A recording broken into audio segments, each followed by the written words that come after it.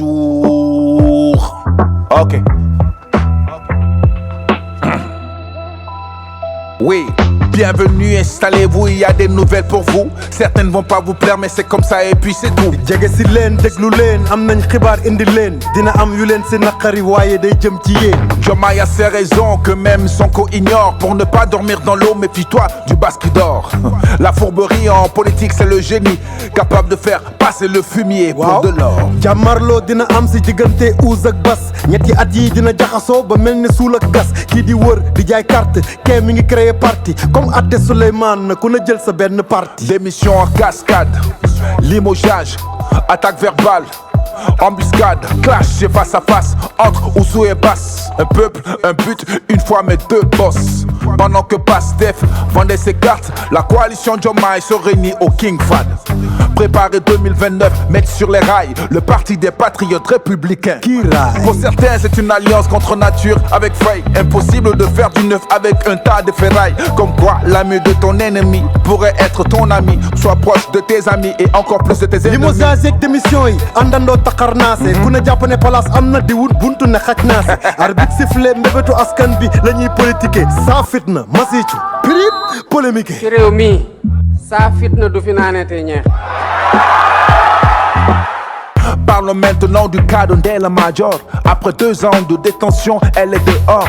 Mais elle est surtout sur les plateaux et les réseaux. Pour donner sa version, tout le monde a tort, c'est elle qui a raison. dëgg la xumaan mën nañ yaatal ci kaawu soxna Ndella te dina penam génn média yi wër ko muy gën di ndellu teg nañ ko ay daan 500 000 am ñu ko xeeb fukki junneeg juróom ñaaray njëgu liir bu tooy xeeb tapale taqale këy dajalay bébé def ko job war ñu dénk pouponnière ku soxla psychologue zéro responsabilité dem si armée yi di selfie lu ni mel su amaatee armée leen war a jël si.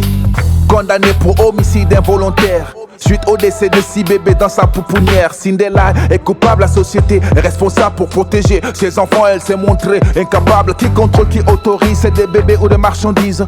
Selon vos commentaires et toutes vos analyses, Tata Ndella aurait besoin d'un psychologue, d'un psychiatre et d'une psychanalyse. kawteef amati dal ci njabootu Mame Matar Gueye benn doomam bu jigéen la ñu jàpp muy dafay jëyi si information yi ñuy jot mooy xale bi fàqoon. Vraiment yow joxoo sa baay àqam. Quand la nouvelle est tombée, on s'est dit que c'était une erreur. Comme une facture de Sénélec en cette période de chaleur. La fille du gardien suprême des bonnes valeurs, arrêtée pour trafic de drogue et histoire de meurtre. borom Jamra yawit war nga bale sa buntu kër li ngay tere su feeñee si sa askan day wàññi cër am na ñu la ko yéene ñi naan la massa ñu nit ñu ngi xaar suñu liste pour gat sa. Mais tout ça, Ada, tout ça c'est un piège pour Mame Matar, même si sa fille n'est pas blanche comme neige.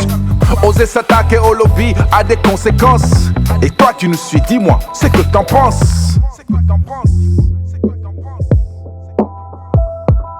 journal rappel la woon xibaar yi wóor te leer monsieur Xuman monsieur Ada xibaar yi wóor te leer dig daje ci ay bés xibaar yi wóor te leer fii ak boobu ñu ngi taataani xibaar yi wóor te clair. Ne partez surtout pas, la vraie info c'est ici. Monsieur Xuman, monsieur Ada, le journal rappé. Non, ne zappez surtout pas, l'information sans chichi. Monsieur Xuman, monsieur Ada, le journal rappé. Le journal rappé. Le journal rappé. Le journal